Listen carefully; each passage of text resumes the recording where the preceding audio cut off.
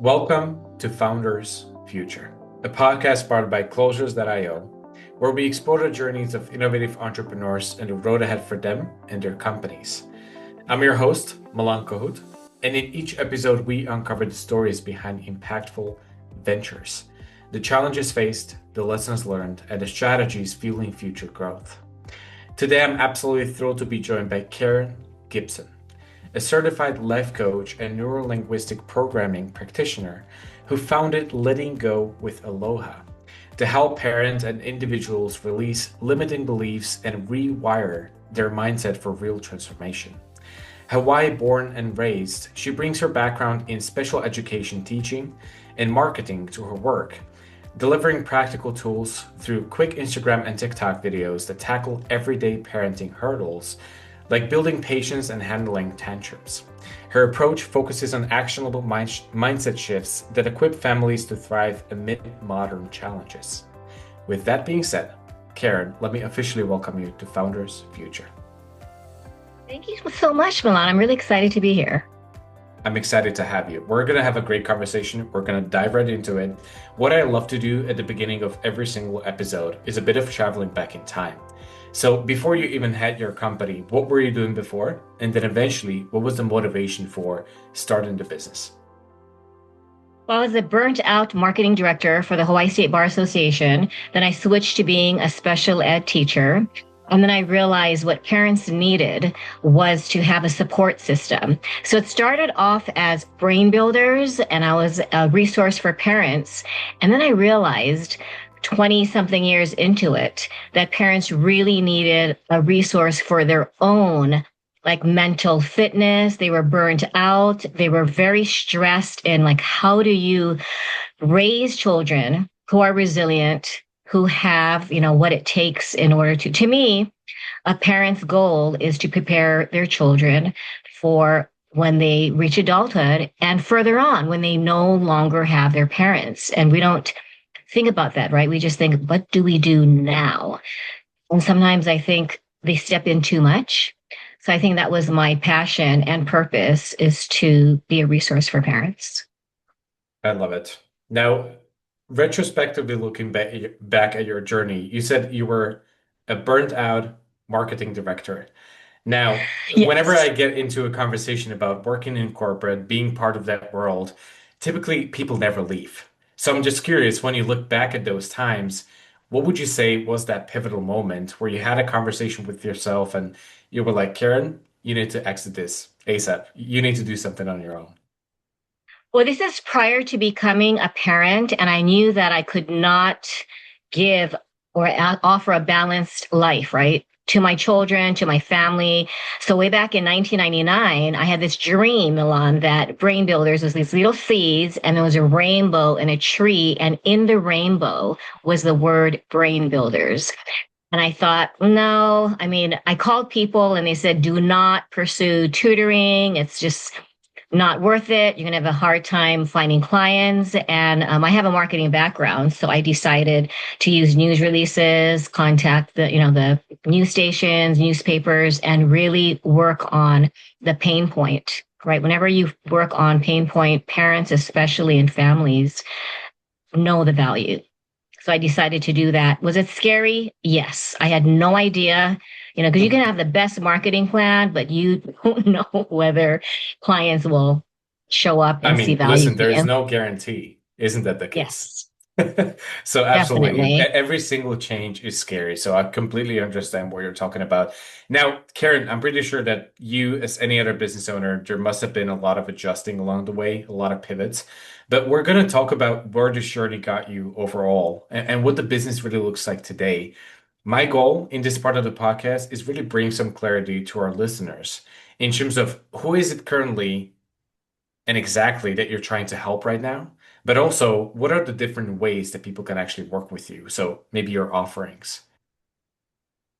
Well, right now I am focusing on right the tutoring aspect, which is brain builders, and then right shortly before the pandemic, I started Letting Go with Aloha. So this is what you see. It's a positive intelligence coaching program with parenting and families, and I didn't realize what a huge um, resource that parents don't know. Like, who do you call when you need someone trustworthy with your problems? Because you need someone who you can trust, be vulnerable.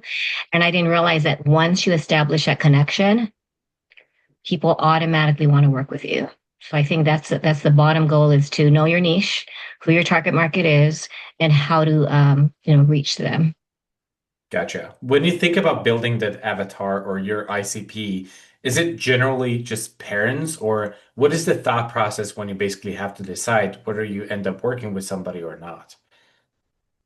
Well, I know that no matter how many financial struggles parents have, they see the value in investing in private tutoring, right? Because their kids, in their eyes, need to pass, need to have some kind of like academic. Plus, they're realizing now mental fitness is so important because kids are burning out as young as 7, right? As young as 5. So once I enter their family as a tutor, oftentimes they end up sharing their own personal struggles, the relationship struggles, parenting struggles, not just the child and parent struggles. And that's where the parent and family coaching came into play. I did not know it would also entail coaching like marriages. I had no idea. Someone was doing tutoring and they said, "Hey, I just found out that there was infidelity. Can we just switch from phonics to family coaching right at the park?" I said, "Sure." And it's almost trusting your intuition because can you imagine? I had maybe about 30 to 60 seconds, but I think I gathered the past 3 decades. When you think about it, I have been working with parents in the special ed environment, right? As a special ed teacher, even in the marketing field. I worked with attorneys, and guess what? They would also share their struggles, not just the legal aspect, but your family struggles will impact your professional environment. Yeah, I was very right when I said when I was talking about the pivoting and adjusting along the journey. I see this is the case with you as well. But Karen, looking at your clientele though, if there is somebody listening to this podcast, they have maybe no idea who you are, what the company is, what you do. I want to provide a better picture in terms of the majority of your clients. What does the client journey actually looks like? What is the step-in process? What is the barrier for them to really enter the collaboration with you? What is the frequency of you working with them? Just tell us everything about it. Well, it usually starts off with weekly, sometimes, twice a week, and it all depends on what is happening. Sometimes parents see it as an emergency where if the family feels like they're breaking apart and there's no communication, which affects, the parenting, the academic world, the social, emotional health of the family. I think is really deep, especially with the world now the way that it is. And so a lot of people who come to me, at first they think it's for tutoring to help with academic assistance. The more we talk, they realize that academic assistance and support cannot happen if you have this very volatile um, home life, right? The children cannot focus on school when there's maybe a divorce, maybe there's a loss in the family, or just anything that kind of stops the child from progressing, in the school environment. So there's no cookie cutter formula. I think my job is to tailor it according to, someone who comes to me in a panic and then Yeah. finding out what do they really, really need. Yeah, I was just about to say though, as well. Like it really sounds like this is you really meet them where they're at, right? So it's very Yes. customized, very personalized. Beautiful. Now, Karen, let's look at the back end side of the business. At the end of the day, we are a business podcast. So anything regarding marketing, sales, operations, strategy, we wouldn't talk about that stuff, right?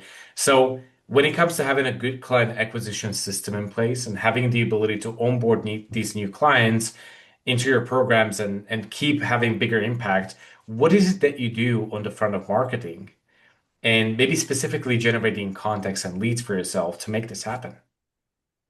Well, surprisingly, maybe more than 20 years ago, I started having a brain builder sticker on my car. And I had no idea the impact stopping at the gas station, just driving, and I would just be inundated with like calls because people are like, oh my gosh, Brain Builder, we need you, without even realizing what I really did. I used my marketing background and sent news releases. There was once a potential teacher strike. So I offered an opportunity to talk about what can parents do, right? Especially during the pandemic. Anytime there's a challenge, I think it's a great opportunity to market your business and find out like how you can help people during, a challenging time. I love it. How does social media actually, how much of a part does social media really play when it comes to your efforts on the marketing side? A huge part. I did not realize just posting a 15-second video on how I have a child calm down or brain builder break exercises. Sometimes it could be a family struggle, and it's amazing how someone can connect with you just seeing a 15-second clip and they are automatically drawn in because they think, hey, that happens to me. I'm not alone. And then with interesting, and I love where it's just, word of mouth because then they share it with their friends. And then it's funny how I have students who are in the same classrooms, different households. They're like, wait, you work with Miss Karen too? And then the parents get involved and they need coaching as well. So I think social media and mastering it doesn't have to take that long too, right? You just post like a 15-second and ask a question, get some feedback, and the rest just falls into place. Absolutely. Especially when it comes to content publishing and really staying engaged with the audience, it's more so about the consistency, right? As long as you Yes. keep bringing in some ideas and you're consistent with how frequently you post on different social medias. And also, what sort of platforms would you say that really work the best for you? Is it Instagram or how is it looking for you? I do a combination of Instagram, Facebook, and TikTok. TikTok, actually, one of my friends suggested that I do a few tips right before the kids were starting distance learning, right? And it ended up to be 100 tips. So I turned it into a book, 100 parenting tips inspired by the pandemic. And I didn't realize that those little tips adding up to 100 consecutive days. Then I learned the secret of, hey, I can just record maybe three a day. So I don't have to do it, like in the morning and then ask questions, reuse content. You can put some of the tips on LinkedIn or just use different platforms. And the rest is, it does fall into place. It's not as difficult as people think when you have to create content and master which platform. I think it is Yeah. consistency, right? Absolutely. It doesn't have to be that difficult though, but one thing that I'm definitely going to say, when it comes to organic side of things on marketing end, it's just a slow drip, right? So it takes time. So Yes. that's also one of the reasons why you got to stay consistent with it. But also let me ask you this. A couple of minutes ago, you mentioned word of mouth and referrals. Even though we all know that this is the best kind of lead that you could possibly get, when you literally let your results and your work speak for you.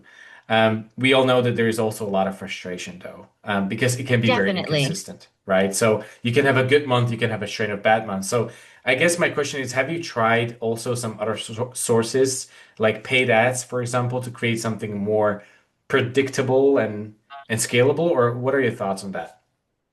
You know what? I've tried the paid ads a few times, but I notice if I contact schools, right, and this is just you can reach thousands of parents just by sharing it with school counselors, with frustrated teachers, and then sometimes I've had teachers invest in me and have me work with their children, and they're professional teachers, but it's very, very different, tutoring or working with your children and then having a non-family member actually become a family member in that setting, right? So I think just utilizing different outlets. I, for one, majority of people do come from this, oh, do you remember such and such? And it was someone that I tutored maybe 10 years ago. It's so funny. Sometimes I tutor someone's child and they were, 10 and now they're in their 30s. So, but you know what I also though do is I haven't done it this year, but I did annual parenting summits great opportunity to get a panel of experts. People want free resources. And then when they're interested, that's when the call comes in saying that they want to work with me. Beautiful. I love it. Absolutely. And with you mentioning those counselors, there is several different alternatives how you can approach this, but strategic partnerships, that's how I would call them. That can be a big part Yes. of the strategy here, 100%. Um, also, Jesus, there are so many questions that I had for you. Which one was the next one? Give me a second. Yeah, I know. I wanted to get your perspective on something else though, because this is a very unique kind of business and also the business model that you have in place. So considering scalability is one of the most common topics on the podcast. I also wanted to get your thoughts on how do you imagine scaling this kind of company and this kind of business in the future, though? Because we know that it takes your one-on-one time, and there's only so many people that you can help on a daily basis with your one-on-one time. So I'm curious, what is that idea of scalability for your business specifically? Well, you figure my tutoring business is nearly 30 years, right? I've been educating for 30 years. And the more that I learn about the business, I stopped worrying when clients decided to leave. It was just interesting when I let it go, they would automatically be replaced. So I think just scaling down. I celebrated my 61st birthday this year. I decided, what do I really, really want to do? Because, I could be doing this another, what, 10 years? I don't know. I often ask myself, like, what do I really, really want to do? I would tell anyone listening to really find different passions. Recently, I decided to pivot and enter the art world. I didn't realize it was totally out of my comfort zone. But can you imagine starting off as a tutor and then a parent family coach? And then now I just kind of giggled when I was one of 14 artists at an art festival. But then I realized you really can pivot. I mean, mega, mega pivot where you find passions that you never knew existed.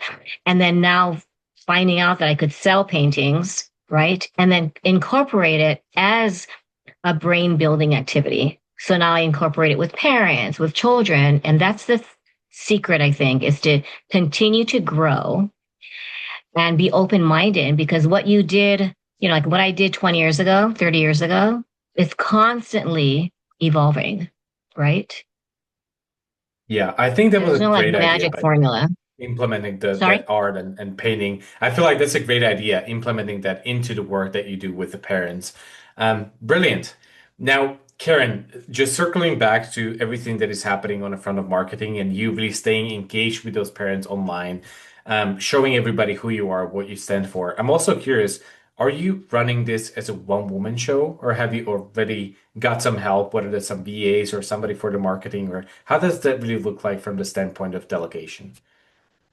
Well, within the past, 3 years, I did start because you can imagine everyone, a lot of people, hey, I can help you with marketing. I can, hire me. And so I actually found someone very, very trustworthy. Her name is it's Maffei Management, and they do my podcast. They help me with the graphics. They help actually bring in new clients. And I didn't realize that when you have a team it makes things so much easier. For the first, 25 years, I did it on my own. I would hire sometimes other people, but I think no one can replace, like, me. A lot of the parents just want to work with me.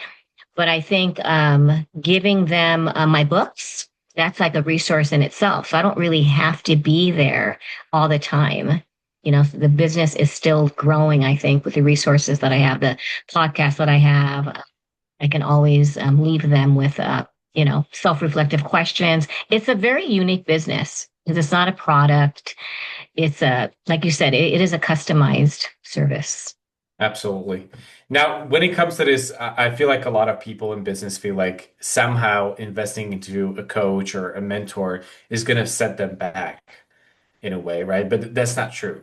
Typically, what happens if somebody like you ends up investing in and getting some help, the only question that you end up asking yourself is, Jesus Christ, why haven't I done so sooner? right? Exactly. And that was it. But I think a lot of us hesitate because we don't know whether we can trust them.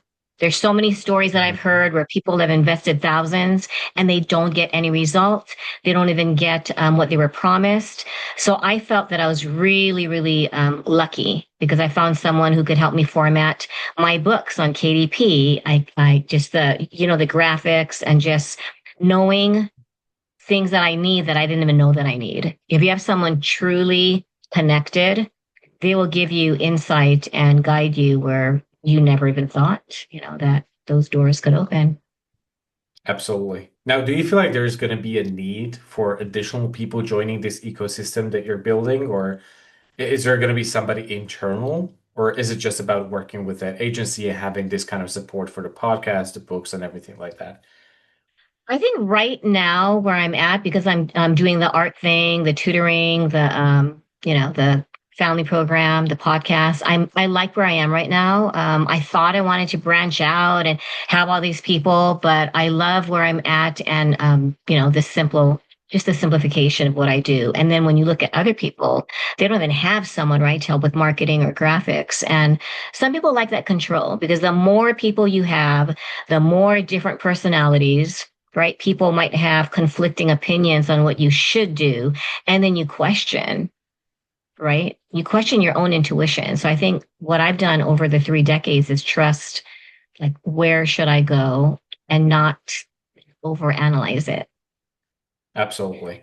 Karen, let's talk about the future though. Obviously, there is still a lot of ambition. There's still some things that you want to make happen. So, can maybe thinking about the next 6 to 12 months, what would you say really are the biggest targets for you, the goals, the revenue, the milestones that you want to hit? Well, I've always believed in group work. So I have done virtual group sessions. I think in the future, finding groups of parents who, that's the thing, trusting to share and be vulnerable with other parents. A lot of them want the one-on-one because they don't feel comfortable, especially when you have emotional social challenges within the family. Sometimes there's suicidal ideation or people cutting themselves. It's really deep what I do, so I don't see myself adding to it. I've thought of an app. People have always been telling me that, because especially with mental fitness, you can do mental fitness exercises at your fingertips. It's still on the back burner, but right now I'm just enjoying the ride. Beautiful. Now, when it comes to the future and the goals that you have in mind, what would you say, or what would you expect would become one of the biggest challenges to make it happen? Like with anyone in business, marketing to the right people. I think a lot of times you can, and especially trusting it because I did this whole, I was on the news, they promoted my event and it was an outdoor event and no one showed up, right? It was a collaboration. And I loved how the person that I collaborated with said, you know what? And it's all right. I had calls saying, sorry, I couldn't make it. But that lesson taught me that sometimes no matter, right, how much you plan, you have it on the news, you have it all over. And it doesn't, like you said, there are no guarantees, but don't define your value based on productivity, based on results, because you don't know. I have people calling me, I've been thinking about calling you for the past 3 years, and you think, wow, so you don't know when that right client will see your stuff, especially with the parenting tips or, the things that I have. Um, Yeah. right. You can look at an article that I wrote. You can look at the parenting tip videos. So I think in the future, I'm just going to go day by day. I don't have like a systematic thing because I've learned when you do that plan A, B, C, D, E, F, G, sometimes you're in the double, like ZZ and you don't know. You can't expect it. Who would have thought that I would start letting go with Aloha a month before the pandemic hit? Yeah. Karen, typically at the end of those episodes, I ask the guests to provide some advice, but you just managed to do Oh, that in answering oh, my question by you saying, don't define your value by the productivity or the results, right? So, and I love that line. So beautiful. Karen, at this point, I'm going to say thank you very much for taking the time today, sharing this story with me and our audience. I really appreciate your time. If anybody from the listeners would like to get in touch with you, perhaps even work with you, how to go about it? You can message me on Instagram, Karen KC Gibson. You can also check out my website, which is lettinggowithaloha.com. Beautiful. Thank you again. It was a pleasure to have you on. Thank you. I really enjoyed myself. Thank you so much, Milan. Take care. Love it. Now, to our listeners, if today's conversation inspired you as well, make sure to subscribe to Founders Future on your favorite platform. And also, if you're a business owner, more specifically a consultant or a coach, or you have an agency and you're trying to scale the business and really enhance both your sales and marketing efforts, also visit closers.io, get in touch with our team, and discover how exactly we scaled our company from 0 to over 30 million per year in less than 3 years. Until then, keep on crushing it, and I'll see you on the next one.